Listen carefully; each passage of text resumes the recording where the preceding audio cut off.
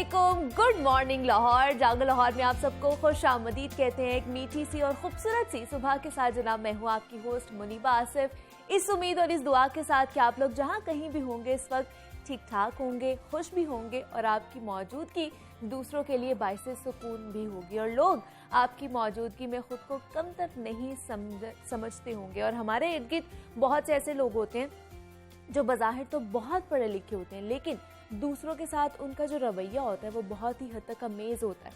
हालांकि तालीम इंसान के अंदर शऊर और आगाही पैदा करती है।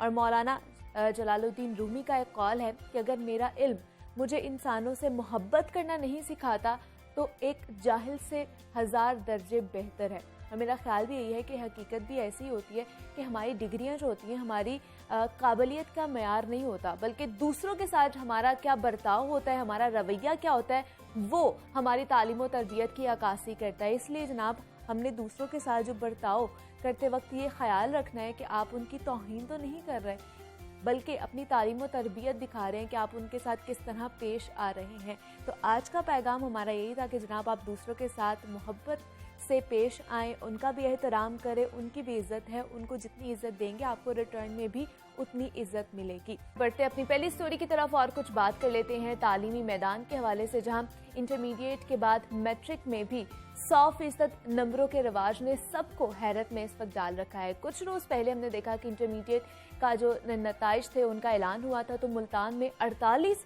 फैसलाबाद में 24 और बहावलपुर में 12 स्टूडेंट्स ने 100% नंबर हासिल किया। और इसके बाद जो मैट्रिक के रिजल्ट सामने आया तो लाहौर बोर्ड के तहत मैट्रिक का जो इम्तिहान देने वाले 707 उम्मीदवारों ने 1100 में से 1100 नंबर हासिल किए, जबकि अगर गुजरावाला की बात की जाए तो वहां पर 400 उम्मीदवार ऐसे रहे जिन्होंने पूरे 1100 नंबर हासिल किए। और इन नताइज ने माहिरीन तालीम को स्कूल्स और कॉलेजेस की तालीमी पॉलिसी पर नजर सानी करने पर भी मजबूर कर दिया। और सबके जहन में एक ही सवाल गर्दिश कर रहा है कि जनाब मेडिकल और इंजीनियरिंग कॉलेजेस और यूनिवर्सिटीज में दाखिलों के लिए मेरिट कैसे बनेगा?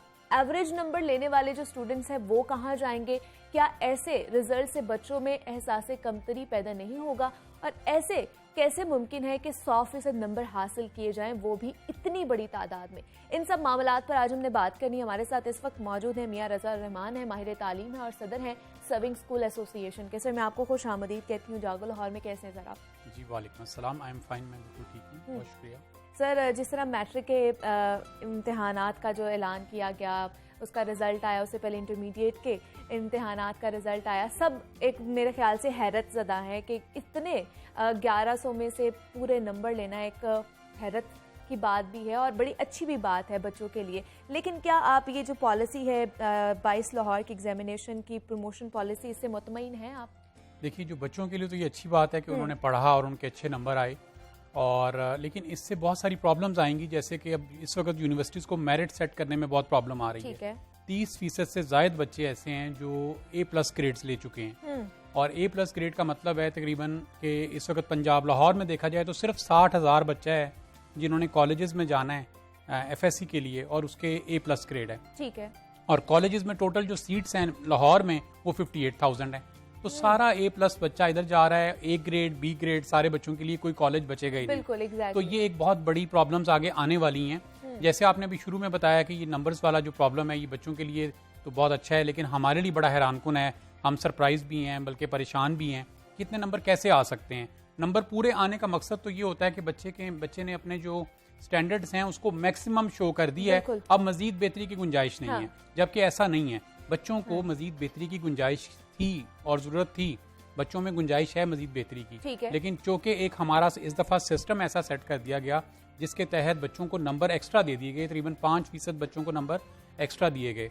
अगर वो नंबर ना दिए जाते तो शायद ये सारी चीजें जो है ना ऑटोमेटिकली एकुमुलेट हो जाती और चीजें ठीक हो जाती, लेकिन बच्चों को 5% जो नंबर एक्स्ट्रा दिए गए वो एक प्रॉब्लम आई। उसकी वजह से पूरे सिस्टम के अंदर अब प्रॉब्लम रहेगी और कई साल रहेगी, क्योंकि बच्चों ने आज बच्चे FSC में भी आ रहे हैं और FSC से यूनिवर्सिटी में भी जा रहे हैं, तो अब यूनिवर्सिटी को भी प्रॉब्लम आएगी मेरिट सेट करने के लिए, और इसी तरह जो कॉलेजेस हैं उनको FSC के लिए बच्चों के लिए भी प्रॉब्लम आएगी।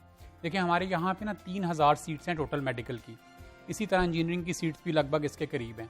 तो इस वक्त तो इसका हल ये निकलता है कि फौरी तौर पे ये किया जाए कि जो ऑलरेडी सीट्स थी उनको बढ़ा दिया जाए, ठीक या है। उनको डबल कर दिया जाए या डबल शिफ्ट कर ली जाए, क्योंकि इतनी बड़ी तादाद में बच्चे फर्स्ट सेकंड थर्ड पोजीशंस पे आ गए हैं और पहले 40 नंबर के दरमियान 1060 से लेके 1100 के दरमियान कम से कम 25% बच्चे हैं। तो इतनी बड़ी तादाद में बच्चों को जब बच्चे आएंगे और कॉलेज में मेरिट नहीं मिलेगा, सेट नहीं होगा, उनको दाखिला नहीं मिलेगा, तो वो भी फेड अप होंगे, वो भी परेशान मतलब जिस होंगे। तरह अभी मैं कह भी रही थी कि बच्चों में जो जिनके A+ नहीं आया, जिनका B आया है या A आया है, तो वो तो एहसास कमतरी में रहेंगे कि उनका दाखिला नहीं हो रहा। दो चीज़ें होंगी मैडम, एक तो एहसास कमतरी होगा उन बच्चों को जिनको दाखिला नहीं मिलेगा, और एक वो बच्चे जो ओवर कॉन्फिडेंट हो गए हैं, जो इतने नंबरों के हामिल नहीं थे, अच्छा। इस काबिल नहीं थे कि उन्हें 1100 दिए जाते या 1096 दिए जाते, 1098 दिए जाते, उनको इतने मिल गए। लेकिन हुआ कहाँ, थोड़ा प्रॉब्लम मैं बता दूं क्योंकि अभी तक लोगों को प्रॉब्लम का पता नहीं कि प्रॉब्लम आई कहाँ पे। पहली वज़रा तालीम की मीटिंग हुई, उसके अंदर ये तय पाया कि बच्चों को हम इस सेग्रीगेशन से 40% सिलेबस देंगे और उसके मुताबिक से हम बच्चों को तमाम सब्जेक्ट में नंबर दे देंगे, ये तय पाया। वो मीटिंग में वापस गए सईद गनी साहब सिंध के वज़ीर तालीम, और उन्होंने वहाँ जाके ऐलान कर दिया कि हम बच्चों को 5% इजाफी नंबर देंगे। ठीक है। अब वज़रा तालीम ने दोबारा मीटिंग कंडक्ट की और उसमें ये तय पाया कि अगर सिंध 5% नंबर एक्स्ट्रा देगा तो बाकी सूबों को भी देने पड़ेंगे। इसी तरह फिर पंजाब, KPK, बाकी सब सूबों को भी 5% नंबर इजाफी देने पड़े। अब 5% इजाफी नंबर बनते हैं, तकरीबन 55 नंबर बनते हैं। ओके। हर बच्चे को 55 नंबर एक्स्ट्रा मिले हैं। ठीक और है। ये भी हुआ कि जब इन्होंने कहा 5% नंबर एक्स्ट्रा दिए जाएंगे, तो बाज बच्चों के नंबर 1130 भी आ गए, क्योंकि 55 एक्स्ट्रा मिलने थे। हाँ। उस बच्चे के ऑलरेडी 1180 बनते थे और उसको 55 मिले, तो वो 1135 पे चला गया। तो फिर दोबारा फार्मूला रिवाइज किया गया और ये किया गया कि अप टू 5% नंबर हम बच्चों को एक्स्ट्रा देंगे। ठीक है। और उसके बाद फिर ये हुआ कि किसी को 30, किसी को 35, एज पर 1100 का जो मैक्सिमम टारगेट था उसको अचीव किया गया। तो क्या इन लोगों ने पहले पॉलिसी नहीं बनाई थी कि अगर 1100 में से 1100 नंबर ही ले लेंगे बच्चे और इतनी बड़ी तादाद में ले लेंगे, और बाद में क्या बनेगा हमारे तालीमी इदारों का, हम लोग सीट्स हमारे पास इतनी नहीं है तो हम कैसे फुलफिल करेंगे? पहले नहीं ये सारा कुछ सोचा गया? ये बड़ी आपने अच्छा क्वेश्चन किया है, क्योंकि ये वाकई पहले नहीं सोचा गया, और आज उसके जो ये सारे मसाइल आप देख रहे हैं उसी वजह से देख रहे हैं।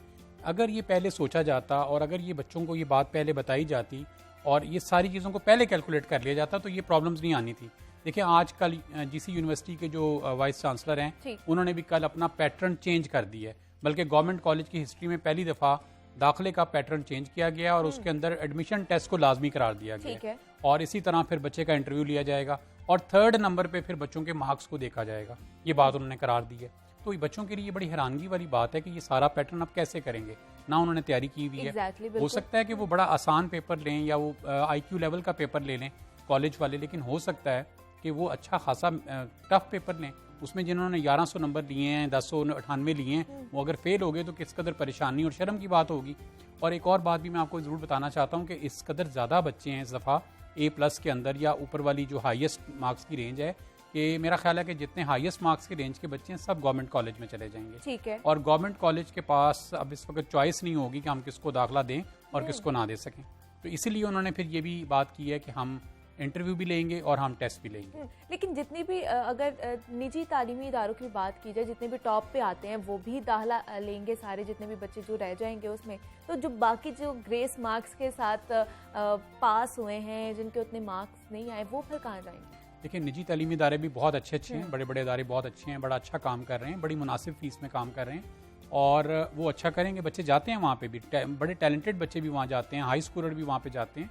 और एक स्ट्रीमलाइन वो भी है जो दरमियाने कॉलेज हैं, और वहाँ पे अब जो बहुत कम बच्चे हैं जिनके नंबर कम आए हैं, अब उन बच्चों को वहाँ जाना पड़ेगा।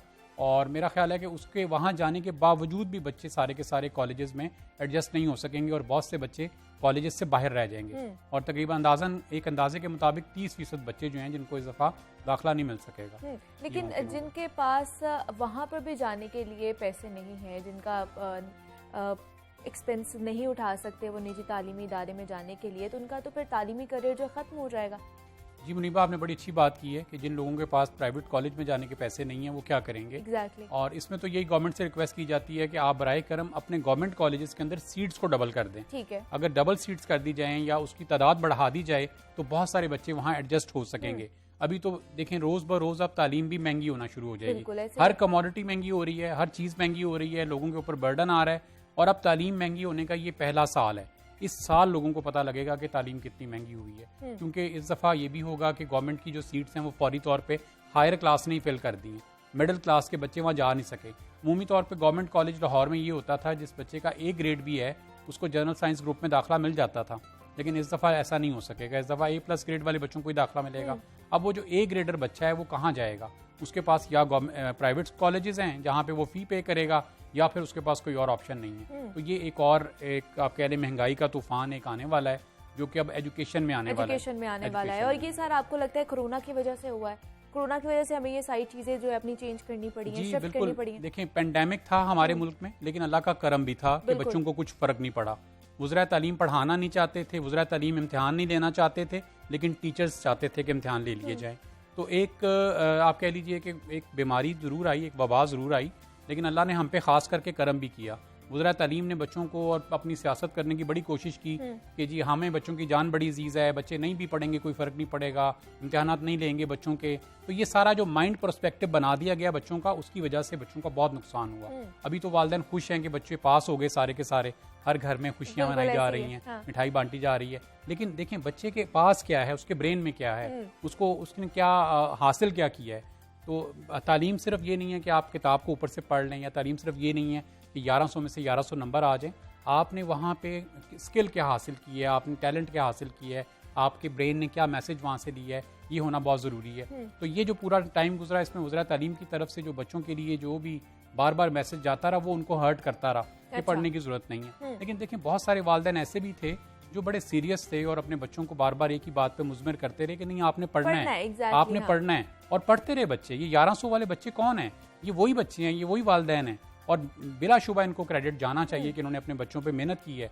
इन्होंने बच्चों ने भी मेहनत की है और इनके वालिदैन ने भी मेहनत की है, इनके टीचर्स ने भी मेहनत की है। लेकिन एक बहुत बड़ी तादाद वो थी जिनको बार बार ये मैसेज दिया गया कि पढ़ने की ज़रूरत नहीं है, एग्जाम्स भी नहीं होंगे, हम आपको वैसे ही पास कर देंगे। तो फिर उन बच्चों ने पढ़ा ही नहीं, और उन बच्चों के अब नंबर 33% से कम आए, अब उन्हें कहीं दाखिला नहीं मिलेगा। तो आपको क्या लगता है, अब ये जो माइंडसेट अब बच्चों का बन गया हुआ है कि हम नहीं भी पढ़ेंगे तो हमें पास कर दिया जाएगा, तो ये आगे जाकर कितना खतरनाक साबित हो सकता है? देखें, ये तो बहुत खतरनाक है। मैं समझता हूँ कि जब ये बच्चे मार्केट में कल किसी भी काम के लिए जाएंगे, जॉब के लिए जाएंगे, अगर इनको लोगों को पता लगेगा, ये जो भी एम्प्लॉयर है उसको पता लगेगा कि ये बैच 2020-21 का है, शफकत महमूद साहब का या मुराद राज साहब का बैच है, तो लोग ज़रूर इसके ऊपर गहराई से सोचेंगे, उसका अच्छा खासा टेस्ट लेंगे, उसका इंटरव्यू लेंगे, उसके बाद फैसला करेंगे कि इनको जॉब देनी है या नहीं देनी, इनको कॉन्ट्रैक्ट इनके साथ करना है नहीं करना।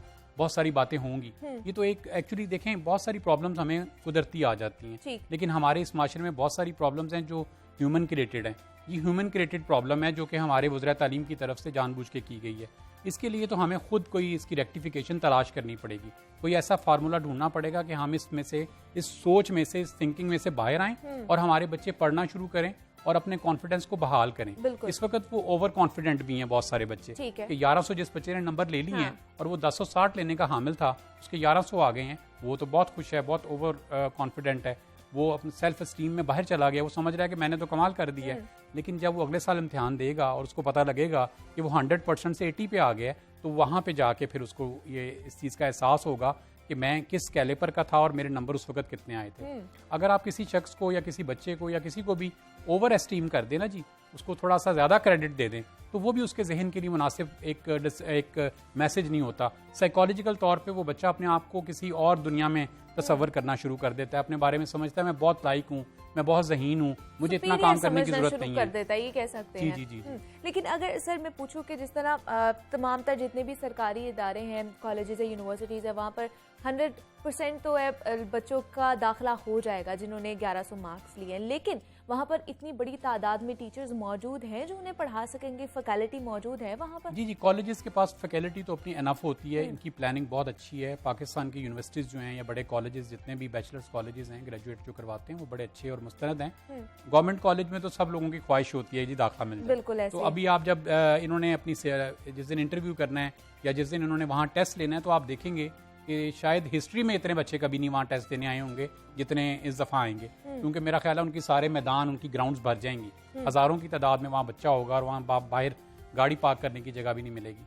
तो ये तो फैकल्टी वाइज पूरे हैं, तमाम चीज़ें पूरी हैं। सिर्फ हमने गवर्नमेंट से बार बार ये रिक्वेस्ट की है, वज़रा तालीम से भी रिक्वेस्ट की है कि आप बच्चों की सीट्स बढ़ा दें ताकि ज़्यादा बच्चों को कंपनसेट किया जा सके, ज़्यादा बच्चे आपके गवर्नमेंट कॉलेज से मुस्तफीद हो सकें। गवर्नमेंट कॉलेज की एजुकेशन अभी भी अपनी मियारी है और ऑन द टॉप है और वो बड़ी इकोनॉमिकल है, तो लोगों को इकोनॉमिकल एजुकेशन मिलना उनका पहला हक है। सीट्स बढ़ा दे, और क्या ये नहीं हो सकता कि आफ्टरनून और इवनिंग की क्लासेस भी शुरू करवा देनी चाहिए सरकारी स्कूलों में और यहाँ पे कॉलेजेस में? देखें, बिल्डिंग का इंफ्रास्ट्रक्चर मौजूद है, प्रोफेसर साहिबान मौजूद है, एक्स्ट्रा एफर्ट करनी पड़ेगी थोड़ी सी। आफ्टरनून स्कूल भी करना चाहिए, आफ्टरनून कॉलेज भी करना चाहिए और इवनिंग कॉलेज भी स्टार्ट करना चाहिए। इसका बहुत फ़ायदा होगा और यकीन करें कि बच्चे जिस एक लेवल पे जब चले जाते हैं ना जी, जब मुझे पता लग गया कि मैंने एक मैच में एक मैच विनर मैं प्लेयर बन गया या मैं मैन ऑफ द मैच बन गया हूँ, तो अब मेरी हमेशा कोशिश होगी कि मैं मैन ऑफ द मैच रहूँ। मैं उसके लिए ज़्यादा मेहनत करूँगा, ज़्यादा पढ़ूंगा और मैं कोशिश करूंगा कि हमेशा अपने आप को मेंटेन करूं। बहुत सारे बच्चे होते हैं जो चाहते हैं कि अपने आप को मेंटेन करें, एक नंबर भी नीचे ना जाएं। तो इनको अगर अच्छे कॉलेजेस में दाखिला मिल जाएगा तो बहुत सारे बच्चे इस दफ़ा बढ़ेंगे भी। बल्कि एक और जो चीज़ बड़ी पॉजिटिव हो सकती है इस दफ़ा, हमेशा जो कह लीजिए कि क्राइसिस आता है ना, तो उसमें अपॉर्चुनिटीज़ भी आती हैं। तो ये एक बड़ी पॉजिटिव ये चीज़ हो सकती है कि अगर ज़्यादा बच्चों को कॉलेजेस में दाखिला मिलेगा तो ये बच्चे आउट ऑफ कॉलेज होना या किसी और एक्टिविटीज़ के अंदर इन्वॉल्व होना उससे बच जाएंगे। और ये पहला साल है कि मुझे लगता है कि मैट्रिक में हमारे पास उमूमी तौर पे 3.5 मिलियन बच्चा होता है, 35 लाख बच्चा होता है और उसमें से 10 लाख बच्चा कॉलेजेस या किसी इस तरह के एजुकेशनल इंस्टीट्यूट में चला जाता है और 25 लाख बच्चा आउट ऑफ स्कूल हो जाता है। वो कोई तालीम हासिल नहीं करता, वो स्ट्रीट बॉय बन जाता है, वो कहीं मजदूरी पे पड़ जाता है, वो कोई काम पे पड़ जाता है।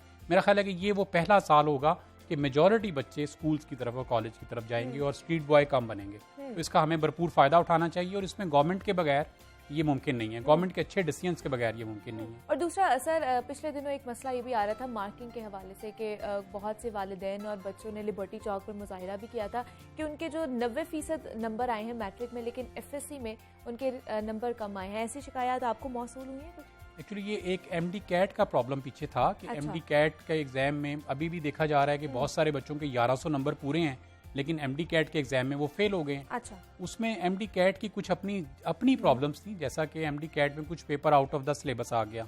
फिर बच्चों को पहली दफा टैब के ऊपर ऑनलाइन पेपर देने का कहा गया। अब एक बच्चे की प्रैक्टिस ही नहीं है ऑनलाइन पेपर देने की, वो टैब पे जब आएगा तो यकीनन गलती करेगा।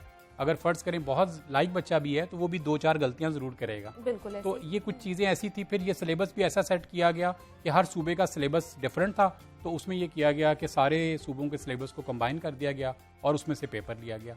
तो वो भी बच्चों को हार्मफुल रहा बच्चों के लिए और बच्चों को हर्ट कर गया और उसकी वजह से बच्चों के नंबर बड़े कम आए और इसी वजह से उन्होंने फिर मुजाहिरा भी किया था। ठीक है, मियां रज़ा रहमान साहब हमारे साथ मौजूद थे, माहिर तालीम है।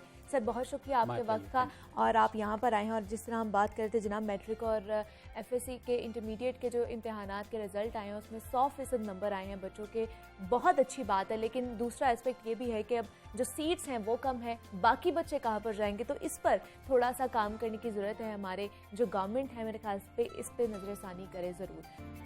जनाब मजीद भी आपसे बात करेंगे, यहाँ वक्त पर एक छोटी सी ब्रेक का मिलते हैं। इस ब्रेक के बाद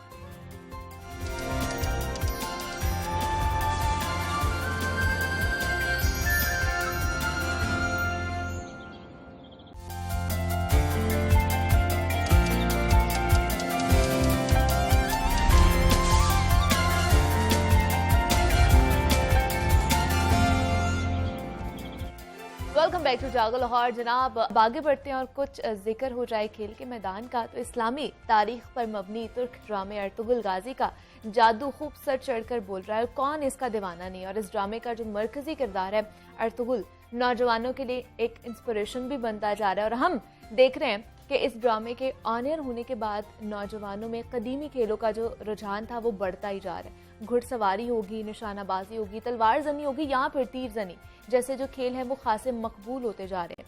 निशानाबाजी, तीर जनी एक खासा मुश्किल काम समझा जाता है और अगर चलते हुए घोड़े पर बैठकर तीर अंदाजी करना तो मेरे ख्याल से और भी ज़्यादा मुश्किल टास्क हो जाता है। लेकिन आज हम आपकी मुलाकात एक ऐसे मेहमान से करवाने जा रहे हैं जो इस मुश्किल काम में भी कमाल महारत रखते हैं। हॉर्सबैक आर्चरी में इतने एक्सपर्ट हैं कि देखने वाले हैरान रह जाते हैं। और हाल ही में ईरान में होने वाली हॉर्सबैक आर्चरी चैंपियनशिप में भी उनका खूब चर्चा रहा है और उन्होंने सबसे ज़्यादा स्कोर बनाने का रिकॉर्ड भी अपने नाम किया है। वो ये सब कब से करें और कैसे करें, ये उन्हीं की ज़बानी हमने जानना है। हमारे साथ इस वक्त मौजूद हैं उमर सलीम है, हॉर्सबैक आर्चर हैं। उमर, मैं आपको खुश आमदीद कहती हूँ जागो लाहौर में। कैसे हैं आप? First thing I'll say is the highest score was the first time score. ठीक है. कि पहली टाइम के लिए it was the highest score for any person attempting the world championship. ठीक है. The second thing is I have been ये जो है ये अर्तुगरुल ड्रामे से काफ़ी देर पहले का मतलब I have been doing it. ये और it's something that was inspired by, if you look at the hadith of the prophet. ठीक है. तो दो स्पोर्ट्स के ऊपर उन्होंने बहुत स्ट्रेस दिया फ्रॉम टाइम टू टाइम. तो आर्चरी के ऊपर और घुड़सवारी के ऊपर उन्होंने बहुत ज़्यादा स्ट्रेस दिया. यहाँ तक कि उन्होंने हज़रत इस्माइल का हवाला भी दिया कि he was a very good archer. तो this was the main inspiration for me कि ये एक स्पोर्ट है, ये इसको सीखना है. मैं टेंट पेगिंग तो पहले से कर रहा था, बाकी स्पोर्ट्स का मुझे आइडिया था. Then Covid came along, I had the opportunity to मतलब हर चीज इधर तो बंद पड़ी हुई थी. बिल्कुल ऐसे. इस पर भी उमर जाएंगे, लेकिन अभी बहुत से लोग देख रहे हैं, जैसे मैं भी जब मैंने पढ़ा तो मुझे भी नहीं पता था कि हॉर्सबैक आर्चरी एक्चुअली कौन सा स्पोर्ट्स है. तो बहुत से लोग हैं वो भी इससे लाइल्म होंगे, तो हमें बताइए कि एक्चुअली ये कौन सा स्पोर्ट है, इसमें क्या क्या होता है. अच्छा, बेसिकली हॉर्सबैक आर्चरी है इसके आप एक घोड़े पे बैठे होते हैं. ठीक है. और आपने घोड़े को छोड़ देना होता है फुल गैलप के ऊपर. आपने उसकी रेंज टाई कर देनी है. यू नॉट होल्डिंग, आप घोड़े को पकड़ नहीं रहे आप. और आपने तीर और एरो अपना bow and the arrow the कमान और अपना तीर पकड़ लिया आपने. आप एम कर रहे हैं, टारगेट्स रस्ते में लगे हुए हैं. तो 3-4 किस्म के ट्रैक होते हैं. एक कोरियन ट्रैक होता है आपका कि 3 टारगेट्स लगे होते हैं. आपने 10 सेकंड्स में, जब घोड़े की 10 सेकंड की स्पीड के अंदर 7-8 सेकंड में घोड़ा पूरा कर लेता है, तो आपने अपने 3 टारगेट शूट करने हैं. फिर इसकी तरह एक और आपका आ जाता है, जिस तरह जो कबक ट्रैक है आपका टर्की का. ठीक. वो जो कबक ट्रैक है उसमें आपने ऊपर 24 फुट के एरो को 24 फीट के एक टारगेट को हिट करना है ऑन हाइट. फिर एक निचले टारगेट को हिट करना है किकक में. फिर इसके बाद एक कशाई ट्रैक आ जाता है, उसमें टारगेट रिवॉल्व होना शुरू हो जाता है. तो वो आर्चरी में इस स्पोर्ट में फिर लेवल्स बढ़ते जाते हैं कि आप कौन कौन से ट्रैक्स खेल रहे हैं, किस लेवल पे खेल रहे हैं. मतलब ये 2 स्पोर्ट्स जो है वो मिलकर हॉर्सबैक आर्चरी बन गए. हाँ जी, 2 सेपरेट स्पोर्ट्स. सो हॉर्स राइडिंग की आपकी बहुत अच्छी ग्रिप हो, 5-6 साल की आपकी ग्रिप हो, और फिर आप आर्चरी के ऊपर you spend time on archery. At least an year, minimum an year. अच्छा, और आप कब से कर रहे हैं और कहाँ से सीखा है आपने ये? अच्छा, जो राइडिंग है, I am doing horse riding from 1998. Cadet college Hasan Abdal में भी मेरे पास कलर था for riding over there. Pakistan का कलर तो मुझे अभी मिला है, मगर कैडेट कॉलेज का मेरे पास पहले ही था. So it's been 22 years nearly कि मैं 22-23 ईयर्स राइडिंग कर रहा हूँ. तो बाकी स्पोर्ट्स तो मैं कर रहा था. तो आर्चरी करते हुए I think it's been around an year. तो वो फिर वंस यू आर्चरी में तो फिर एमिंग है, आपकी मसल मेमोरी बन जाए. तो अगर एक बंदा रोजाना 100 एरोज निकाल रहा है, I am shooting 500 arrows daily, I am catching up on him. तो आप जितनी शूटिंग करेंगे आर्चरी में, जितनी प्रैक्टिस करेंगे, you will get better at it.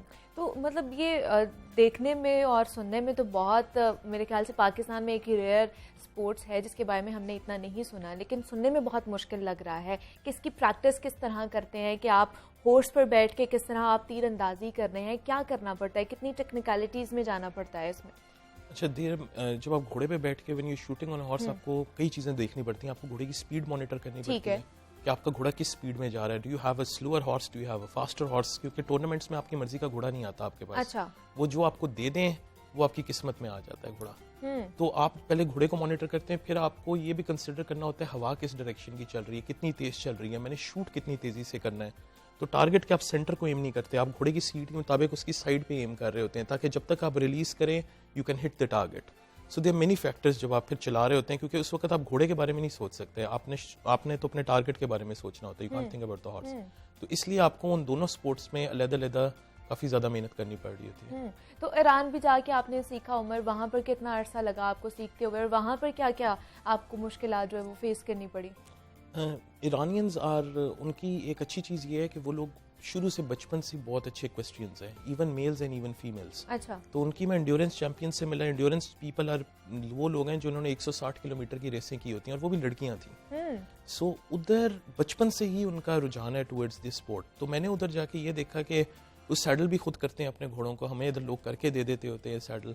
फिर वो हर तरह के घोड़े पे they are more confident than us. So उधर एक एक्सपेक्टेशन हाई होती है आपसे कि भाई ये आए हैं तो इनकी लेवल्स वो होंगे. तो आपको एक्सपेक्टेशंस मीट करने के लिए it takes some time to do it. तो मैं ट्रेनिंग पे गया था तो मुझे ज़्यादा मुश्किलात हुई उस वक्त, बिकॉज वो लोग बचपन से ही चूंकि वो तीरंदाजी कर रहे हैं, तो उनकी even the skin, my skin use to tear up at times. आपके जहाँ से आप पुल कर रहे हैं, जहाँ पे स्ट्रिंग लग रही है, वहाँ पे निशान पड़ रहे हैं. तो they were all immune to it. छोटे छोटे उनके बच्चे, they were shooting arrows. For them it was something that was very casual. और ईरान में स्पोर्ट बहुत ज़्यादा चल रही है, ईरान में चल रही है, टर्की में बहुत चल रही है, हंगरी में बहुत चल रही है, so it's there in Europe as well, it is there more in South Africa में बहुत ज़्यादा चल रही है। तो कई मुल्कों में स्पेशली जहाँ पे मंगोल्स थे वहाँ पे चल रही है। 1935 की अगर आप पिक्चर्स देखें तो हुंजा में भी थी। 1935 it is a heritage of Pakistan as well, but the thing is it has died down over the ages because it's a difficult sport and less people try to pursue it. लेकिन इस championship से पहले आपको कितनी तैयारी करनी पड़ी, कितनी चीज़ें आपको करनी पड़ी कि मतलब आपके लिए तो एक डिफिकल्ट थी, वो लोग तो ऑलरेडी प्रैक्टिस्ड हैं। मेरी जो चीज़ थी जो मैंने जिस पे बहुत मेहनत की है वो है ग्राउंड आर्चरी। ग्राउंड पे खड़े होना, एरोस को तेजी से लोड करना, फिर घोड़े पे बैठ के शूट करना। बिकॉज राइडिंग पे मुझे मेहनत नहीं करनी पड़ी, राइडिंग वाज समथिंग जो मुझे पहले ही आती थी। मैंने सारी मेहनत की है तो मैंने आर्चरी के ऊपर मेहनत की है। It took me 3 to 4 months to get to that level कि मैं किसी कंपटीशन में हिस्सा ले सकूं। लेकिन उमर, आपने जिस तरह पाकिस्तान को जाकर रिप्रेजेंट किया है आलमी सतह पर, तो जब आपको पता चला कि आपने पाकिस्तान में हाई स्कोर किए हैं, पहले आप हैं जिन्होंने हाई स्कोर किया है इसमें, तो कैसा फील हुआ, कैसे एक्सपीरियंस था, क्या वो मोमेंट क्या था वो वाला? पहले तक तो मैंने आए हुए, जब मैं शुरू में गया था तो उधर बाकी जो प्लेयर्स आए हुए थे तो कोई मुझे जानता नहीं था। सो ऑब्वियसली पहला प्लेयर आया है तो किसी में इतनी वो भी नहीं होती कि आपसे ज़्यादा मिले जुले, दे वर ऑल बॉन्डिंग, उनकी अपनी पुरानी बॉन्डिंग थी। बट जब मैंने स्कोर्स लगाने शुरू किए तो मुझे उसके बाद जब उनकी मेरे साथ मुलाकात होती थी तो मोर फ्रेंडली एटमोसफेयर होना शुरू हो गया। बिकॉज उन्होंने भी रियलाइज़ किया कि ये लड़का he is better and he could do it next time around. तो जब वो मिल रहे थे और बता रहे थे कि हमारे स्कोर से ऊपर वाला स्कोर है, जब मैं उनके चेक भी कर रहा था स्कोर्स के, एवरीवन हु हैड पार्टिसिपेटेड पहली दफ़ा जिन्होंने किया उन सबसे ऊपर का स्कोर ले लिया हुआ है। तो जब मुझसे मिल रहे थे तो मैंने उनको कहा, मैंने कहा नेक्स्ट टाइम इंशाल्लाह medal, I will try to get a medal from you guys. अच्छा। तो obviously it's a better feeling that you exceeded your own expectations. लेकिन क्या यहाँ पर इस तरह की फैसिलिटीज़ हैं? अगर हॉर्स बैक आर्चरी की बात की जाए तो इसके हवाले से एसोसिएशन बनी हुई है कि जो इसको रिप्रेजेंट कर रहे हैं या इस हवाले से आप लोगों की मदद कर रहे हैं? यहाँ पे हमारी जो इक्वेस्ट्रियन फेडरेशन है पाकिस्तान की, they've been supportive, so supportive to an extent that they are ready कि हम यहाँ पे फैसिलिटीज़ बनाएंगे, हम आपके साथ they're ready to do an MOU, हम आपकी ट्रेनिंग कैंप्स यहाँ पे करवाते हैं और लोगों को इस स्पोर्ट की तरफ लेके जाते हैं। So I am hopeful in the, because Korean track is very easy to replicate, मगर जो बाकी ट्रैक्स हैं उन पे हमें थोड़ी मेहनत करनी पड़ेगी। ट्रैक्स बनाने के बाद उनकी लाइसेंसिंग लेनी पड़ती है, it's not so simple from the organisations. उस पे हमारे प्लेयर्स प्रैक्टिस करें, सो ताकि नेक्स्ट टाइम अराउंड, इस बार तुम्हें एक था मगर we can take 4 players for the tournament. अच्छा। ताकि बाकी लोग भी साथ जाएं। The more players you have the more chance it is for as an overall team के मुल्क का मार्क्स ऊपर को लगने शुरू हो जाए। अच्छा, तो बहुत से लोग हैं जो आपको देख भी रहे होंगे उमर, तो अगर उन्होंने इस साइड पर आना है तो उनको क्या क्या आप बोलेंगे कि पहले उनमें कौन कौन सी क्वालिटीज़ होनी चाहिए, देन वो इस स्पोर्ट्स में आ सकते हैं? मैं हर बंदे को एक बात कहता होता हूँ कि ना अपनी राइडिंग स्किल्स को एनहांस करें। That is the first thing. आपने do not rush into archery. अच्छा। आप राइडिंग स्किल्स अलहदा एनहांस करें, ग्राउंड पे खड़े होके, बेशक आप ट्रेडिशनल बो लें अपनी, ठीक है, रिकव वाली बोज नहीं चलती, ट्रेडिशनल बो चलाएं जो नॉर्मली पुरानी जंगी बोज होती हैं। अच्छा। उस बो से आप शूटिंग करें, अपना अच्छा इक्विपमेंट बाहर से मंगवाएं शूटिंग के लिए, जो भी आर्चरी का इक्विपमेंट है बाहर से मंगवाएं, इधर मिलता है इधर से लें, बट उसको अलहदा ग्राउंड पे करें, घोड़े के ऊपर अलहदा अपनी राइडिंग इंप्रूव करें। Do not mix them up at a very early stage, क्योंकि then there is a chance कि खुदा न खास्ता आपसे एक्सीडेंट हो जाए, घोड़ा आपके कंट्रोल से निकल जाए, you not a good rider. आपने एरो लोड किया हुआ है, आप अपने घोड़े को शूट कर लें, अपनी टांग में शूट कर लें, किसी देखने वाले को शूट कर जाएं, एंड द एरोज वो उसके आगे बुलेट की टिप होती है, so it is easily design to kill. तो वो जो खतरनाक वाला एलिमेंट है वो ना है। सो टू अवॉइड दैट अलग-अलग दोनों स्पोर्ट्स पे अपनी मेहनत करना शुरू कर दें। तो कितना एक्सपेंसिव ये खेल कितना है? मैं कहूँगा इट्स नॉट वेरी एक्सपेंसिव, पोलो से ज़्यादा एक्सपेंसिव नहीं है ये। अच्छा। इट्स बिकॉज एक घोड़ा यूज हो रहा होता है आपका, ठीक है, तो आपने घोड़ा तो आप if anyone is keeping horses for him that's not an issue. कहीं जाके आप सीख भी रहे हैं, किसी क्लब से घोड़ा उनका यूज हो रहा है, इक्विपमेंट आपको अपना लेना चाहिए। Equipment is going to cost you around 70-80,000 rupees, but it's a one time cost. 70-80,000 rupees can get you up to the world championship. आप आराम से उसी पे प्रैक्टिस करें, वन टाइम कॉस्ट भर लें। So I don't think it's very expensive. तो आपको क्या लगता है इसका मुस्तकबिल क्या देख रहे हैं आने वाले दिनों में या आने वाले सालों में? मैंने ये देखा है कि मेजॉरिटी लोग इसकी तरफ चल पड़े हुए हैं, तो hopefully in the coming years I am thinking कि बहुत लोग इसके अंदर इसकी join तरफ कर आएंगे, जाएंगे। रुझान बढ़ता जाएगा Yes, इसका, और yes. आपको देख के भी मेरे ख्याल से बहुत से लोग जो है इस तरफ आने वाले हैं। उमर सलीम हमारे साथ मौजूद थे, हॉर्स बैक आर्चर हैं। उमर, बहुत शुक्रिया, बहुत अच्छा लगा आपसे मिलकर, और इसी तरह और best of luck for your future, और इस तरह आप पाकिस्तान का नाम रोशन करते चलें। और जनाब, हॉर्स बैक आर्चरी के बारे में हम बात कर रहे थे कि कौन सा स्पोर्ट है और इसमें किस तरह हम जा सकते हैं। तो अगर आप लोगों को भी कुछ कंसल्टेशन चाहिए तो आप उमर से भी रब्ता कर सकते हैं। मज़ीद भी आपसे बात करनी है, यहाँ वक्त एक छोटी सी ब्रेक का, मिलते हैं इस ब्रेक के बाद।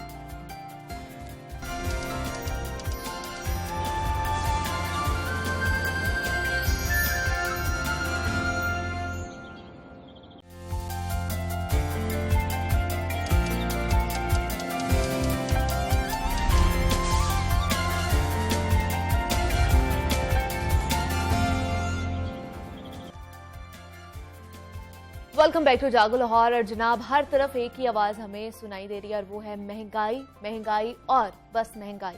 आटे चीनी से लेकर पेट्रोलियम मसनूआत तक हर चीज जो है वो महंगाई के तूफान में फंसी दिखाई दे रही है। अवाम हो या फिर नौकरी पेशा अफराद हो, रेड़ीबान हो या फिर ताजर हो, हर बंदा महंगाई में इजाफे के खिलाफ हमें सरापा एहतजाज नजर आता है।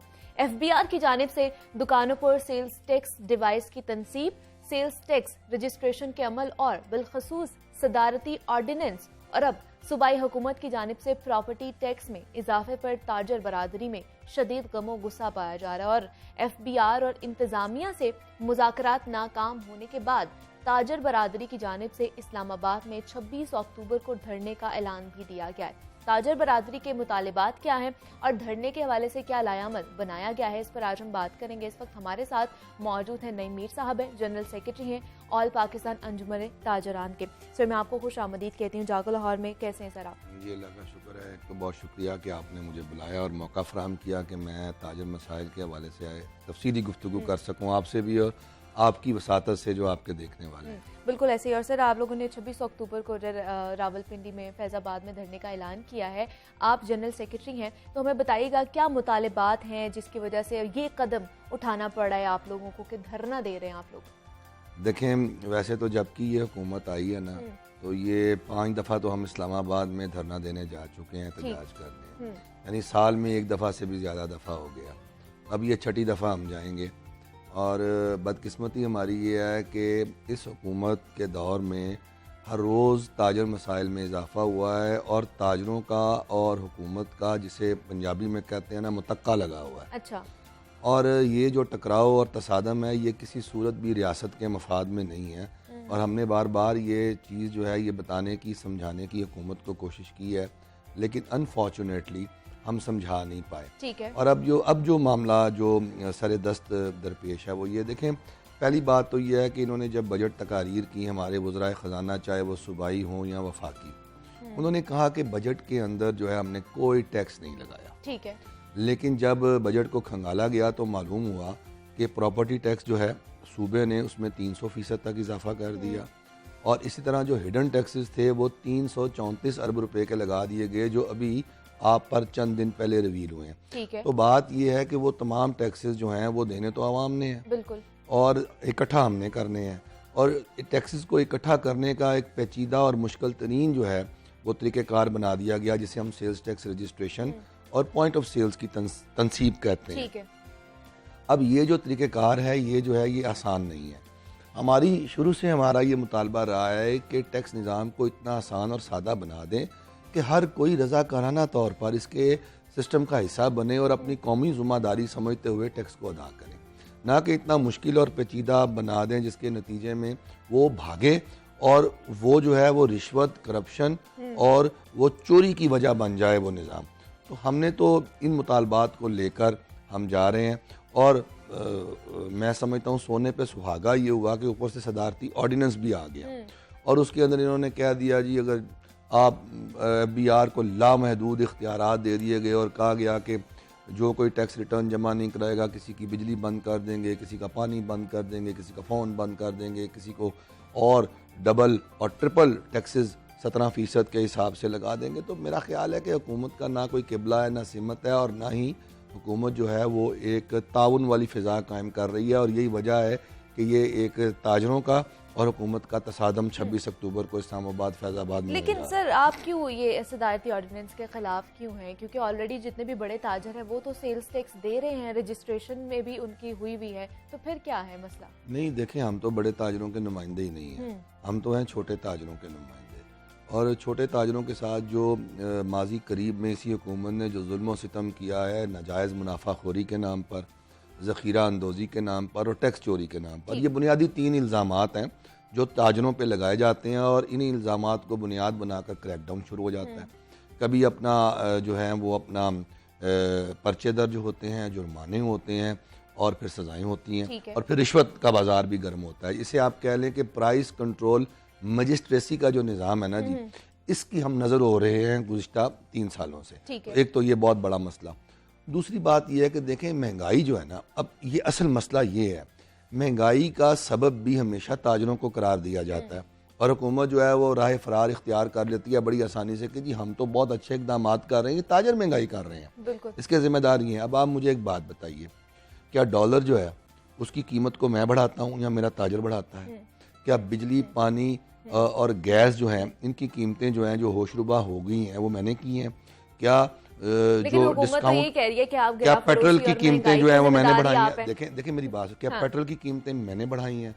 क्या मुझे ये बताएं कि जो डिस्काउंट रेट्स हैं, जो शरह मुनाफा है, क्या उसको मैंने बढ़ाया है? ये वो तमाम मैक्रो इकोनॉमिक पॉलिसीज़ हैं, इंडिकेटर्स जो हैं वो सारे के सारे आज नेगेटिव हैं और मैक्रो लेवल पर जो आप मईशत को चलाने के हवाले से जो आप एक तरीक़ेकार या विजन अपनाते हैं, उसके नतीजे में महंगाई जो है वो बढ़ जाती है।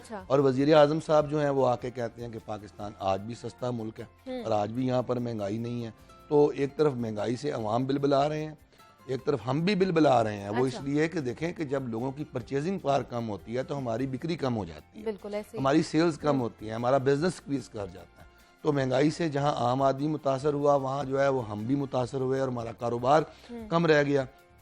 आगे ही हम जो है वो कोरोना से मुतासरा थे। आप देखें ना, कभी रात को दुकानें 8 बजे बंद, कभी 6 बजे बंद, कभी हफ्ते में 2 छुट्टियां, कभी मिनी लॉकडाउन, कभी फलाना लॉकडाउन। ये सारे वो अवामिल थे जिन्होंने हमारे कारोबार को पहले ही तबाह कर दिया था। और ये बड़े किसी बिजनेसमैन को नहीं तबाह किया इसने, ये सारा छोटा कारोबार जो मेहनत कश है, जो मजदूर टाइप कारोबार करने वाले, और वो आज अपनी दुकानों के किराए देने से महरूम हो गए। उनके पास उनकी जो रास, जिसे हम कहते हैं लिक्विडिटी क्रंच का शिकार हो गए, वो कैश डेफिसिट का शिकार हो गए। हुकूमत ने कोई उनको जो है आउट ऑफ द वे जाके मदद नहीं की, किसी को एक आने धेले का कर्जा तक नहीं दिया कि चलो यार थोड़ा सा तुम कर्जा ले लो बिला सूद और जाके अपने कारोबार को स्टैंड करो और अपने पैरों पे दोबारा खड़े हो जाओ। तो ये रियासत की जिम्मेदारी थी, जिन जिम्मेदारियों से रियासत ने फरार इख्तियार किया और आज सूरत हाल इस नहज पे पहुंचा दी कि सिर्फ माफियाज और वो लोग जो कटलाइजेशन पे यकीन रखते हैं, जो काटल्स बने हुए हैं, और वो सारे जो हैं वो जो इमरान खान साहब और हुकूमत के दाएं बाएं बैठे हैं और उन्हीं की हुकूमत का हिस्सा हैं, वो तो पैसा भी बना रहे हैं और उनके कारोबार भी बढ़ रहे हैं और उनके असासे भी बढ़ रहे हैं।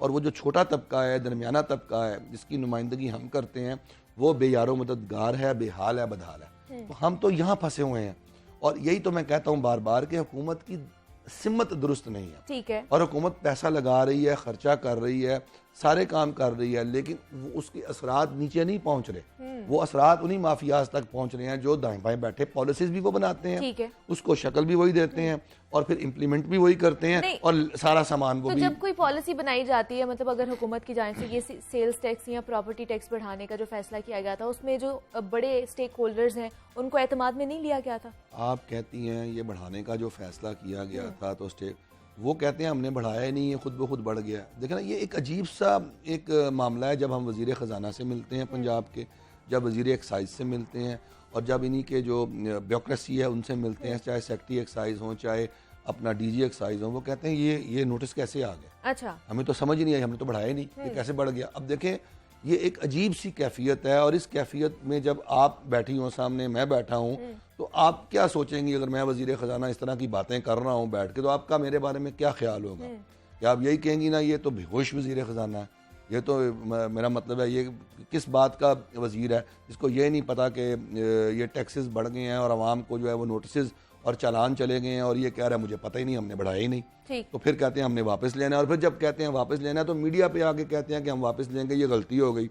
और 1.5 महीना हो गया इस बात को, अभी तक वापस नहीं लिया। उसका वापस भी नहीं लेते। ठीक है। यानी ये तो हमें समझ ही नहीं आ रही, यानी खुद भी कंफ्यूज हैं और इन्होंने हमें भी कंफ्यूज किया हुआ है। तो ये वजह है कि ये अब सारी कंफ्यूजन जो है ना, ये दूर करने के लिए हम 26 अक्टूबर को धरना देने जा रहे हैं। तो अगर उन लोगों ने आपके मुतालिबात पे ना कान धरे हुकूमत ने, तो क्या ये प्रोलॉन्ग हो सकता है धरना जो है?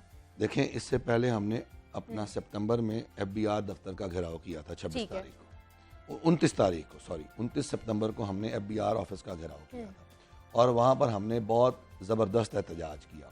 इन्होंने हमसे मुज़ाकरात किए जो कि नाकाम हो गए और उसके बाद फिर हमने ये एहतजाज की कॉल दी। अब हम यहाँ एहतजाज करेंगे, मुल्की सतह की क़यादत बैठेगी और जब सारी क़यादत बैठेगी फिर वह बाहमी मशावरत से जो फैसला होगा, अगर हमारी बात ना मानी गई तो हम इस एहतजाजी अमल को और आगे बढ़ाएंगे। अच्छा। ये यहाँ रुकने वाला नहीं है, क्योंकि हम समझते हैं कि हमारी बात जायज़ है, हम समझते हैं कि हम सच बोल रहे हैं, हम समझते हैं कि हुकूमत इस मामले में गलत है और अगर जहाँ हुकूमत गलत है उसको अपनी गलती को मानना और सुधारना पड़ेगा। अगर हुकूमत अपनी गलती सुधारने के लिए तैयार नहीं है तो अब हम भी अपनी हक बात को छोड़ने के लिए तैयार हैं। तो ये क्या सिर्फ इस्लामाबाद रावलपिंडी में होगा, यहाँ पर पूरी मुल्क की सतह तक हर शहर में ये एहतजाज होगा? नहीं, ऑल पाकिस्तान अंजुमन ताजरान, ताजरों की मुलकगीर तंजीम बिल्कुल, और पूरे मुल्क से ताजरों के जो काफिले हैं और नुमाइंदगी है वो धरने में मौजूद होगी और हम सारे वहाँ इकट्ठा होंगे और इकट्ठा हम इस्लामाबाद और रावलपिंडी का जो संगम है फैज़ाबाद चौक, हम वहाँ पर इकट्ठा हो रहे हैं और हमने वहाँ पर रात रहने का इंतज़ाम भी किया है। और अगर हमें वहाँ रात रहनी पड़ी, अपने एहतजाज को प्रोलॉन्ग करना पड़ा, तो वहाँ पर हमने अपने ताजर भाइयों को कहा है कि दरियाँ और चटाइयाँ लेकर आएँ, अपने साथ पानी, अपने साथ अपनी दवाइयाँ और अपने खाने पीने की जो अशिया हैं वो लेकर आएँ और इसके अलावा हमने उन्हें कहा तौलिया, साबुन, लोटा और ये तमाम ज़रूरियात जो हैं वो भी साथ लेकर आएँ, क्योंकि हम समझते हैं कि ये अब जो सूरत हाल है जिस नहज पे जा रही है, अब ये बिल्कुल जिस तरह कहते हैं ना आमना सामना, अच्छा, अब हम आमने सामने आ गए हैं और अब तो जो है ना जी वो जीना होगा, मरना होगा, धरना होगा। लाहौर में भी होगा सर ये धरना? नहीं, लाहौर में हम 23 तारीख को हम एहतजाजी कन्वेंशन कर रहे हैं इसी धरने की तैयारियों के हवाले से और हमारी लाहौर की जो तमाम ताजर तंजीमें हैं अक्सर व बेशतर वो जो हैं वो हमें सपोर्ट कर रही हैं और लोग इंशाल्लाह ताला 23 के हमारे एहतजाजी कन्वेंशन में आएंगे भी और इसी तरह हम जो है ना वो इस सारे निज़ाम को आगे लेकर चलेंगे और ये एहतजाज जो है ये अब जारी रहेगा। और मुझे आप एक बात बताएं कि ये जो है महंगाई, इस महंगाई ने कहीं थमना है, कहीं रुकना है या नहीं? अच्छा, देखें ये एक बहुत बड़ा सवाल है। मैं एक ताजर सिर्फ नहीं हूँ, मैं एक सारिफ भी हूँ, मैं एक आम सारिफ भी हूँ ना, तो मैं भी उसी तरह महंगाई का शिकार हूँ जिस तरह ये सारी अवाम महंगाई का शिकार है। अब आप मुझे बताएं कि जब मेरी आमदन नहीं बढ़ रही, मेरा कारोबार नशोनुमा नहीं पा रहा, मैं मुनाफा नहीं कमा रहा, तो मैं इस महंगाई का मुकाबला कैसे करूँ, मुझे आप समझाएं। और इस महंगाई की तमाम तर जिम्मेदार जो है वो ये हुकूमत है, इनकी गलत पॉलिसीज़ हैं और इनके इकदामात हैं जो इन्होंने मईशत को ठीक करने के लिए लिए हैं, वो सारे के सारे उल्टे पड़ गए हैं। ठीक है, वो जिसे कहते हैं ना वो तवीज़ उल्टे पड़ जाना, वो सारे तवीज़ ही उल्टे पड़ गए हैं इनके। तो अब ये मसला ये है कि अब हमें बताएं कि जो हम फंस गए हैं सारे, अब हम क्या करें? लेकिन जैसे आपने बात की कि तमाम जितने भी ताजर तंजीमें वो सारी मिलके जो है धरना देंगी, यहाँ पर लाहौर में भी जो आप लोगों ने देना है, प्रोटेस्ट करना है, तो सारी ताजर तंजीमों में इत्तेफाक है? क्योंकि बहुत सारी ऐसे भी हैं कि अगर आपके अपोजिट भी बहुत सारे जो गिरोह हैं वो खड़े हो जाते हैं। देखें, जब भी अपना हक व बातिल का मार्का होता है ना, तो कुछ लोग हक पे होते हैं, कुछ बातिल का साथ दे रहे होते हैं। तो अल्लाह के फजल और अल्लाह के करम से आप देखिएगा कि जब ये हक का काफिला निकलेगा तो बातिल कुव्वतें और उनके जो पैरोकार हैं ये सारे शिकस्त खुर्दा हो जाएंगे और इंशाल्लाह हक का परचम बुलंद होगा। हम सच बोल रहे हैं, ठीक बात कर रहे हैं और ताजरों की जो अक्सरियत है और ताजरों की जो बहुत बड़ी तादाद है वो हमारे साथ है। हाँ, कुछ ऐसे लोग ज़रूर हैं जो हुकूमत की हमायत करना चाहते हैं और हर वक्त जो है वो हुकूमत ही के तलवे चाटना चाहते हैं। तो तारीख जो है वो तो दोनों के किरदारों को लिखती है ना। तलवे चाटने वालों का किरदार जो है वो हमेशा तारीख के स्याह बाब का हिस्सा होता है और जो जिद्दोजहद करने वाले और जो बहादरी से मुकाबला करने वाले लोग होते हैं उनका नाम जो है वो तारीख के सुनहरी हरूफ में लिखा जाता है। तो ऐसी कोई बात नहीं, हमें कोई परेशानी नहीं है। इंशाअल्लाह ताला हमारा नाम और हमारे कारनामे जो हैं वो तारीख के सुनहरी बाब का हिस्सा बने। और सर जैसे कि बाहमी जो है कॉन्फ्रेंसेस भी की जा रही हैं और जो है कन्वेंशंस भी की जा रही हैं, तो वो किन किन शहरों में हो रही है? लाहौर में कब है?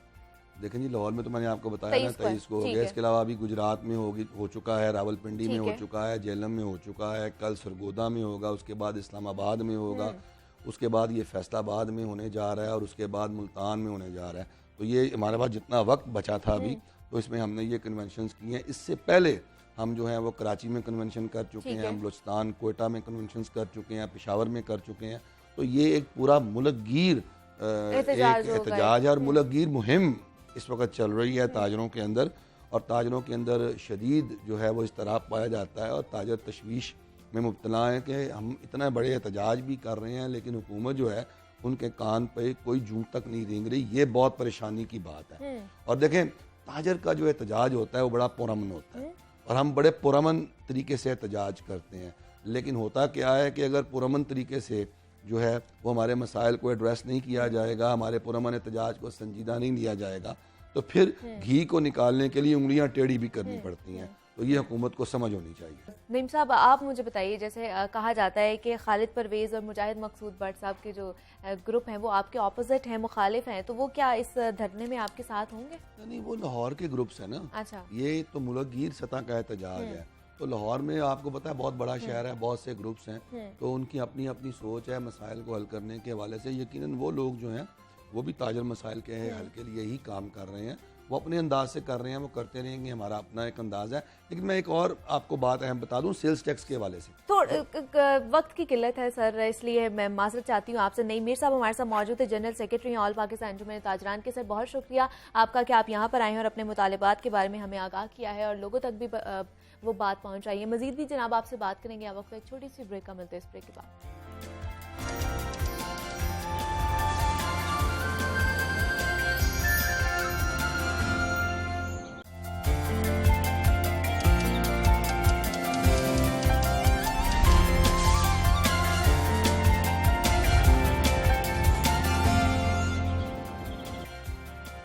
वेलकम बैक टू जागो लाहौर। जनाब, अब कुछ बात हो जाए सेहत और फिटनेस के हवाले से, तो इंसानी जिस्म का ढांचा मुख्तलिफ इकसाम की छोटी और बड़ी हड्डियों से मिलकर बना हुआ होता है और एक सेहतमंद और भरपूर जिंदगी गुजारने के लिए हड्डियों का मजबूत होना बहुत ही ज्यादा जरूरी है। लेकिन हम देखते हैं कि बढ़ती उम्र के साथ साथ इंसानी जिस्म की हड्डियां कमजोर होती जाती हैं, पर ताहम हड्डियों के लिए सबसे ज्यादा नुकसानदेह हड्डियों के खोखलापन या फिर ऑस्टियोपोरोसिस की जो बीमारी है जो होती है, जो हड्डियों को किसी भी तकलीफ का आसान शिकार बना देती है। और इस बीमारी में इंसानी जिस्म की हड्डियां कमजोर होकर मुड़ने लगती हैं और इनके टूटने का भी खतरा बढ़ जाता है। हड्डियों की कमजोरी और बुरबरेपन का जो मसला है वो मर्दों के मुकाबले में औरतों में 35% ज्यादा होता है। और एक रिपोर्ट के मुताबिक अगर मैं आपको बताऊं तो हर 3 औरतों में से 1 और 5 मर्दों में से 1 मर्द जो है वो हड्डियों के किसी न किसी मर्ज में मुब्तला है ही है। और आज पाकिस्तान समेत दुनिया भर में ऑस्टियोपोरोसिस बीमारी से मुतालिक आगाही का दिन जो है वो मनाया जा रहा है। ऑस्टियोपोरोसिस होता क्या है, हड्डियों की कमजोरी की क्या वजूहात होती हैं, हड्डियों की कमजोरी की अलामात क्या होती हैं, इस पर आज हमने बात करनी है। और इस वक्त हमारे साथ मौजूद हैं एसोसिएट प्रोफेसर हैं डॉक्टर शहजाद करीम भट्टी हैं, पेन मैनेजमेंट एक्सपर्ट हैं। सर मैं आपको खुश आमदीद कहती हूँ जागो लाहौर में। कैसे हैं सर आप? बिल्कुल ठीक है, शुक्र अल्लाह। सर जैसे आज मनाया जा रहा है ऑस्टियोपोरोसिस डे मनाया जा रहा है, तो हमें बताइएगा कि ये कौन सा मर्ज है और इसकी वजूहात क्या होती हैं? बहुत शुक्रिया मुझे बुलाने का, और बहुत कुछ तो आपने खुद बता दिया माशाल्लाह। अच्छा, हर चौथी औरत और हर समझें कि हर खातून जो 4th फीमेल है या 1/4 समझ लें, उनको ऑस्टियोपोरोसिस का मर्ज है। अब बेसिकली होता क्या है, होता ये कि जो हड्डियों में से कैल्शियम निकलना शुरू हो जाती है।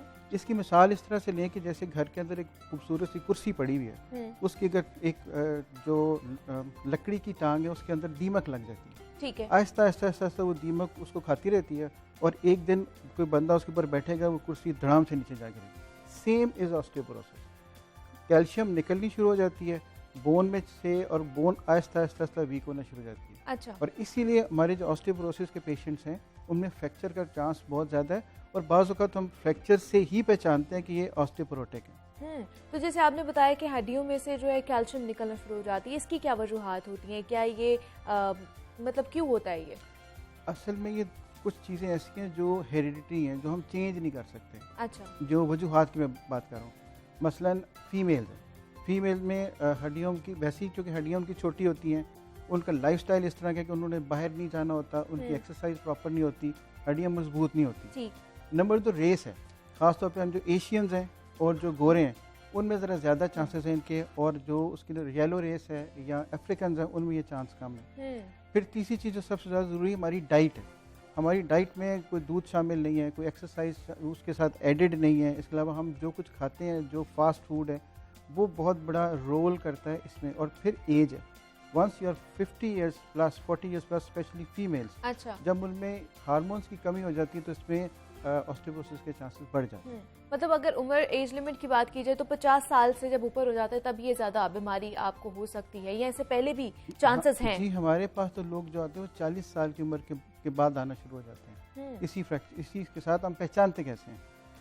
पेन होगी, बोन पेन अच्छा। होगी, वो जिस्म में दर्दें होंगी, और बाज़ औक़ात जो फ्रैक्चर्स होते हैं, स्पाइन में फ्रैक्चर्स होना शुरू हो जाते हैं, बंदा थोड़ा सा आगे को झुक जाता है। और तीसरा अनएक्सप्लेन्ड फ्रैक्चर हो गया, जैसे छोटी सी झटका लगा तो हड्डी टूट गई। मेरे पास ऐसे पेशेंट्स भी आते हैं जिन्होंने ज़ोर से अंगड़ाई ली तो उनकी रिब फ्रैक्चर हो जाती है, तो हड्डी इतनी ब्रिटल हो जाती है। मतलब इतनी ज़्यादा कमज़ोर हमारी हड्डियाँ हो जाती हैं इसकी वजह से। तो इसका फिर इलाज क्या है, ट्रीटमेंट क्या है इस बीमारी का? देखिए, परमानेंट सोल्यूशन तो ऐसा सच कि आप फलानी गोली खाएं तो ये ठीक हो जाए, ऐसा तो मुमकिन नहीं है। ठीक है। ये हमें हड्डियों का बेसिकली बैंक बनाना पड़ता है। मिसाल इसकी ऐसे है कि जैसे हमारे बच्चे हैं छोटे, अगर हम उनको शुरू से आदत ये डालें कि वो अपना दूध पिएं, एक्सरसाइज करें और डाइट ठीक रखें, ये जो ख़ास तौर पे जो ड्रिंक्स हैं ये ना लें, तो मैक्सिमम बोन मैस हमारा बन जाता है 30 साल की उम्र के बाद, और उसके बाद आहिस्ता आहिस्ता आहिस्ता आहिस्ता ये डिप्लीट होना शुरू हो जाता है। जहाँ तक इलाज की बात है, हम कैल्शियम सप्लीमेंट्स देते हैं, हम उनको डाइट में बेहतरी की कोशिश करते हैं। उनसे कहते हैं कि अगर कोई बंदा कोई मेल है या कोई स्मोकर है, उसे कहते हैं वो बंद कर दे, कोई अल्कोहल लेता है वो बंद कर दे, और ख़ास तौर पे जूसेस हैं, ऑरेंज जूस है, फ्रूट्स हैं, एग्स हैं, ये लें तो आपको उससे बहुत बेहतरी आ सकती है। तो क्या ये मौरूसी बीमारी भी हो सकती है सर? जी बिल्कुल हो सकती है। अगर ख़ास तौर पे अगर किसी के दोनों वालिदैन में से किसी एक की भी हड्डी अनएक्सप्लेन टूटी है तो उसमें दूसरों की निस्बत चांसेस ज़्यादा हैं। मतलब ये मौरूसी भी हो सकती है। और अगर बच्चों में भी बहुत सारी, मतलब जब वो ग्रोइंग एज में होते हैं उनकी हड्डियाँ कमज़ोर होती हैं और दर्द भी होती है, तो क्या ये भी अलामात हैं? बच्चों में ऑस्टियोपोरोसिस के चांसेस निस्बतन कम है, लेकिन बच्चों में हड्डियों की बीमारियां और काफ़ी सारी होती हैं। और एक ख़ास बात जो कि मेरा ताल्लुक पेन मैनेजमेंट से, वो मैं ख़ास तौर पे आपसे शेयर करना चाहूँगा। जी जी। कि हमारे पास बेशुमार स्पेशली फ़ीमेल्स आती हैं जिनको कमर की दर्दें होंगी, पट्ठों की दर्दें होंगी, टांगों में दर्दें होंगी। जब हम उनकी इन्वेस्टिगेट करते हैं तो उसमें से निकलता कुछ भी नहीं है। बेसिकली जब भी आप ये महसूस करें कि ये अनएक्सप्लेन्ड पेन्स हैं, अच्छा। तो अगर ये कैल्शियम की कमी है, ऑस्टियोपोरोसिस है, विटामिन डी की कमी है, तो ये भी इसी तरह प्रेजेंट करती है। बोन पेन्स अनएक्सप्लेन्ड, जिस्म में दर्दें, कमर में दर्द, उसके बाद डिप्रेशन, ये सब उसका एक हिस्सा है। हम दवाइयाँ खाते रहते हैं और ये नहीं देखते कि थोड़ी सी डाइट मॉडिफिकेशन से हम ठीक हो सकते हैं। तो अगर डॉक्टर के पास जाएं तो ये कितनी देर में ट्रीटमेंट जो है हमारा मुकम्मल हो जाएगा? क्या हम मुकम्मल तौर पर इस बीमारी से जान छुड़वा सकते हैं? सिर्फ गोलियां खाने से तो बहुत जल्दी फ़र्क नहीं पड़ेगा। ठीक है। जब तक आप अपना लाइफस्टाइल बेहतर नहीं करते, जब तक अपनी डाइट बेहतर नहीं करते, जब थोड़ी सी एक्सरसाइज ऐड नहीं करते, डेयरी प्रोडक्ट्स लेने नहीं शुरू करते, तो वो जल्दी, लेकिन it takes weeks and months, यानी 2 दिन 3 दिन में ये नहीं ठीक होता, it takes time. Takes time. लेकिन बहुत से लोग, जैसे आपने बताया कि दूध हमारा कैल्शियम का एक ज़रिया है जो हम लोगों ने पीना छोड़ दिया हुआ है। बहुत से लोग हैं जो डाइट पर भी होते हैं और मुख्तलिफ बीमारियों की वजह से भी वो दूध नहीं पी पा रहे होते, तो क्या इसका भी अल्टरनेट है? और बाकी हमें किस तरह की डाइट लेनी चाहिए? कौन कौन सी सब्जियाँ, कौन कौन सी चीज़ें जो हैं वो ऐड ऑन करने चाहिए? देखिए, दूध तो, डेयरी प्रोडक्ट्स तो बेहतरीन चीज़ है। सो अगर कोई बंदा दूध नहीं पीता तो वो फ्रूट्स ले सकता है। ऑरेंजेस हैं, बनानाज हैं, ये इनसे आपको अच्छी कैल्शियम मिल सकती है। बनाना बेसिकली मैग्नीशियम होता है जो कैल्शियम की एब्जॉर्प्शन में हेल्प करता है। फिर नट्स हैं, बादाम हैं, ये चीज़ें बहुत सारी ऐसी हैं जो हमें कैल्शियम को सप्लीमेंट कर सकती हैं। ज़रूरी नहीं कि दूध ले तो नथिंग लाइक इट। एग्स हैं, अंडे ले लें, इससे भी कैल्शियम की जो डिप्लीशन दूर होती है। सो एक पूरा एक सेट है, कोई एक चीज़ नहीं। जब तक आप, और दूसरी चीज़ हमारे वो लोग जो डाइटिंग करते हैं बग़ैर किसी डॉक्टर से मशवरा लिए हुए, मेरे से पूछ के, आपसे पूछ के, उससे बिल्कुल। पूछ के शुरू कर दी। वो जो सीवियर डिप्लीशन है वो एंड अप किसी ना किसी दिन फ्रैक्चर में, किसी बोन पेन में करके जाती है। So you need to consult with someone कि मुझे कौन सी चीज़ लेनी है और कितनी मिकदार में लेनी है। अच्छा। तो इसलिए एक दूसरे से पूछ के डाइटिंग नहीं करनी चाहिए। डाइटिंग भी करनी है तो वो भी इससे पूछें, ये ना हो कि कल को दूसरा नुकसान हो। और एक्सरसाइज का कितना अहम किरदार है इस चीज़ में? अगर कोई इस मर्ज का शिकार है, किसी को कमर में दर्द है या किसी भी किस्म की दर्द है, एक्सरसाइज करना कितना ज़रूरी है? एक्सरसाइज तो हर चीज़ के लिए ज़रूरी है। ठीक। और जो ऑस्टियोपोरोसिस के लिए सबसे बेहतरीन एक्सरसाइज है वो वॉक है। ठीक है। और एक बात याद रखिएगा अपने तमाम नाजरीन के लिए कि जिस बंदे को शक भी है कि उसका ऑस्टियोपोरोसिस है, उसको कोई वज़न वाली एक्सरसाइज जैसे जंपिंग वाली एक्सरसाइज, इसको एक्सरसाइज नहीं करनी चाहिए। अगर ऑलरेडी हड्डियाँ वीक हैं और एक जंप लगा दिया, ज़ोर से वज़न उठा लिया, तो उससे भी हड्डी क्रैक हो सकती है। सो बेहतरीन एक्सरसाइज जो है वो वॉक है। मतलब फ्रैक्चर फौरन से आ सकता है? फौरन से आ सकता है। अनएक्सप्लेन्ड, यही इसी से तो हम पहचानते हैं कि अनएक्सप्लेन्ड फ्रैक्चर है। एक छोटी सी कुर्सी से गिरा और हड्डी टूट गई, इसकी वजह ऐसे तो नहीं होना चाहिए। इसका मतलब कि बोन पहले से वीक थी, ज़रा सा भी झटका बर्दाश्त नहीं कर सकती। और ख़ास तौर के ऊपर जो हमारे पेशेंट्स आते हैं जिनको स्पाइन में फ्रैक्चर्स होते हैं, वो अनएक्सप्लेन्ड फ्रैक्चर्स हैं। ज़रा सा आपने 2 सीढ़ियाँ इकट्ठी फलांग दी तो ज़मीन पे जब ऐसी पाँव लगे पीछे फ्रैक्चर हो गया। और जैसे डॉक्टर साहब आपने अनएक्सप्लेन्ड पेन की बात की है, तो किस तरह की पेन होती है? मतलब कितनी उसमें शिद्दत होती है कि हमें पता चले कि ये वो वाली पेन है? क्योंकि अमूमन हमें कमर में दर्द रहती है या टांगों में दर्द रहती है, तो वो एक जो अनएक्सप्लेन्ड पेन की आप बात करें, वो किस तरह की पेन है?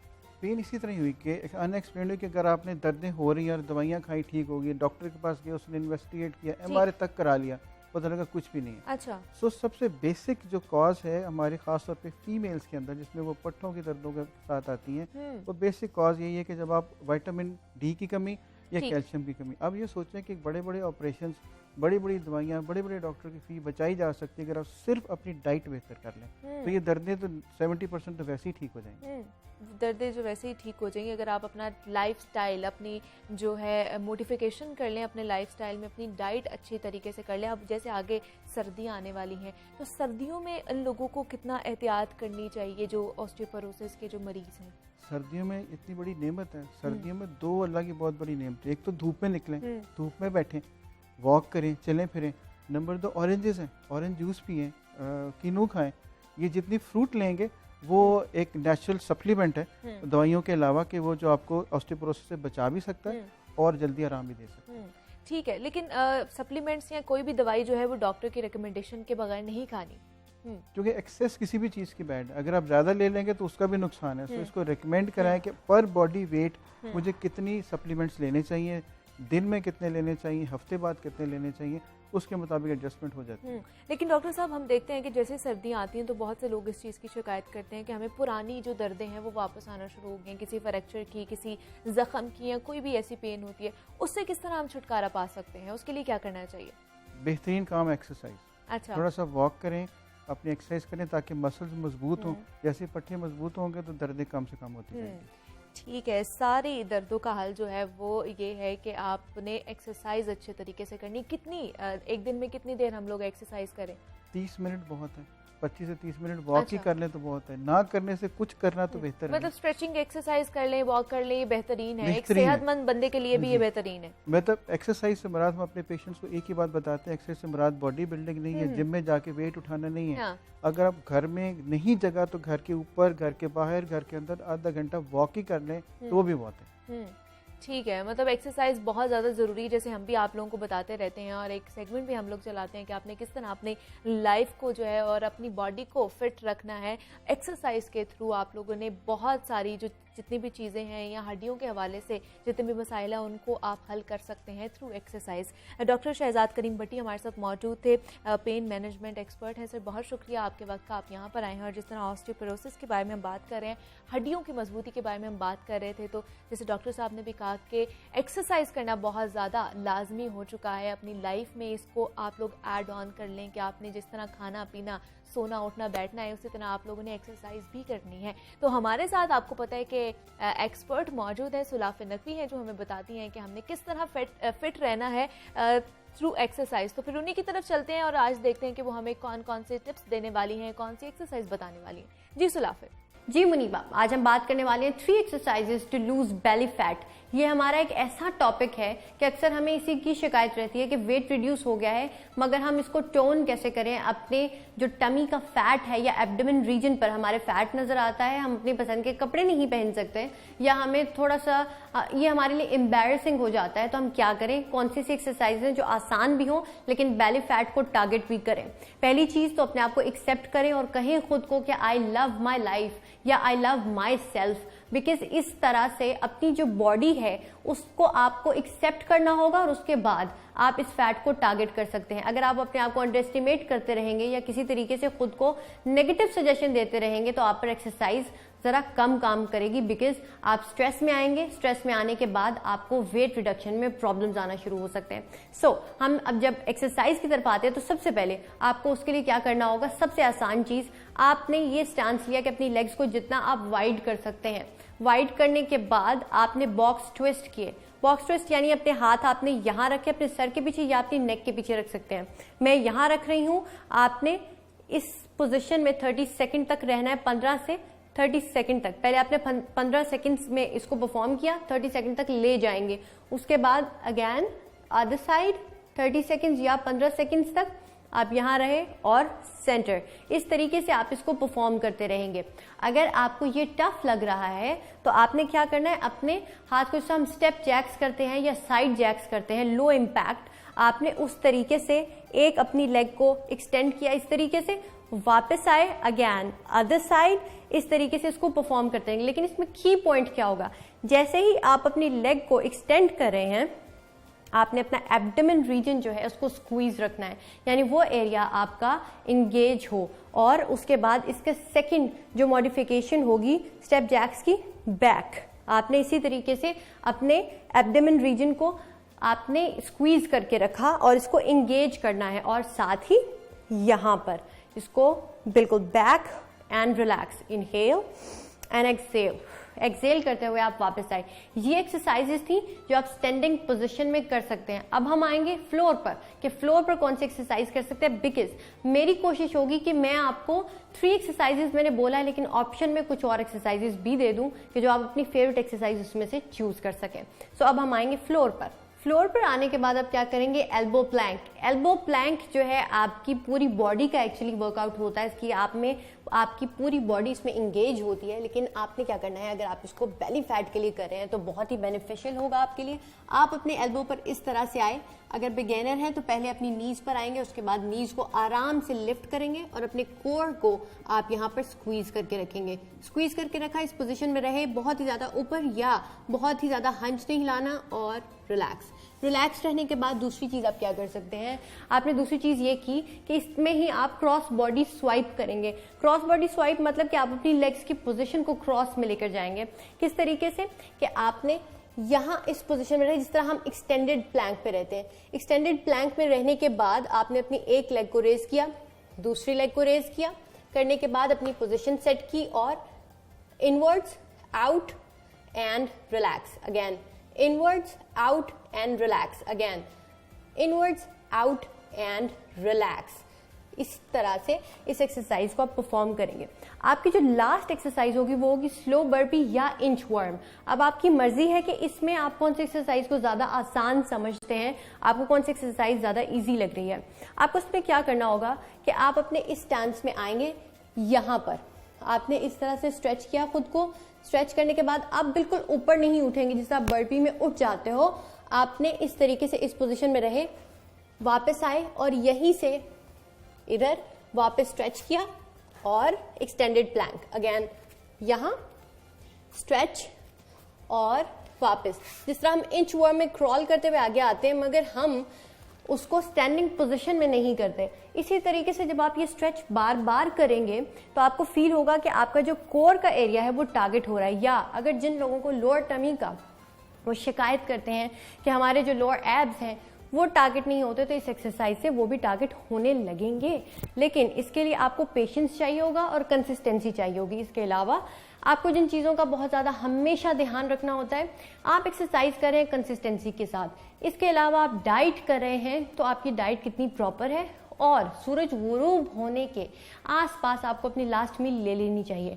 इसकी लॉजिक सिर्फ इतनी है कि आप क्लीन खा सकें, ईट क्लीन, और इसके अलावा आप जो भी खाना खा रहे हैं इसको आपको टाइम से पहले इसलिए खा लेना चाहिए कि रात के टाइम पर फिर आपका ब्रेन किसी और चीज़ में मसरूफ हो जाएगा। अगर आपने खाना खाया हुआ है तो वो उसको डाइजेशन में लगा देगा। आपकी एनर्जी उस टाइम आपको चाहिए होती है कि आपको नाइटमेयर्स ना आए, आप डीप स्लीप में जा सकें और बॉडी जो है वो रेस्ट ले सके, और आपके स्टमक को भी रेस्ट चाहिए। आपकी बॉडी को रात के टाइम पर खाने की ज़रूरत नहीं है, तो इसलिए आप इसको गैप देंगे। पानी आप अच्छे से पिएंगे, जितनी आपको ज़रूरत है, 7 से 8 ग्लास नॉर्मली कहा जाता है, उतने आप पानी पी सकते हैं। इसके अलावा एक्सरसाइज करेंगे, नींद आपकी प्रॉपर होनी चाहिए। प्रोसेस्ड फूड उसको कह लें no, it's a big no. सबसे पहले आपने ये चीज़ तो अपने साथ, अपनी बॉडी के साथ जुल्म नहीं करना। वेट तो आप फिर भी रिड्यूस कर लेंगे, मगर आप क्लीन नहीं खाएंगे, what you eat you become. तो ऑब्वियसली मुझे पता है कि जागो लाहौर को देखने वाले जितने भी हमारे, माशाल्लाह आप लोग, इतनी आप में अवेयरनेस है कि सबको पता है कि हमने क्लीन खाना है।